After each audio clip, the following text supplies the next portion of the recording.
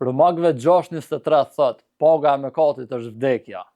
Kjo do të thotë që për shkak të mëkateve tona, çmimi që ne e meritojmë është vdekja, një ndarje e përjetshme nga Zoti. Sepse një ditë ne do të përballemi me drejtsinë e Perëndisë, dhe ai do ta jap atë që është e drejtë. Dhe vërteta është kjo, të gjithë kemi mëkatuar.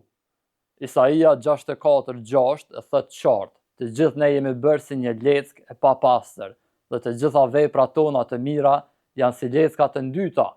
Pra, edhe kur mundohemi të bëjmë mirë, kjo nuk mjafton për ta mbuluar mëkatin ton. Atëherë, çfarë të bëjmë? A jemi të gjithë të humbur? A jemi të dënuar me atë që e meritojmë?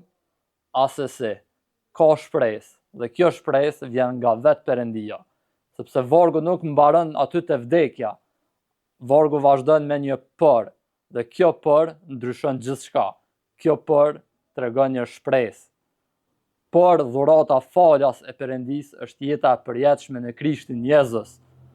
Paga është diçka që e meriton, por dhurata nuk meritohet, ajo jepet. Kur Jezusi ishte në kryq, ai tha, tetelestai, që do të thotë u pagua plotësisht. Çmimi i mëkatit u pagua, jo nga ti, jo nga unë, por nga Krishti në vendin tonë. Prandaj jeta e përjetshme nuk fitohet me vepra, është një dhuratë falas.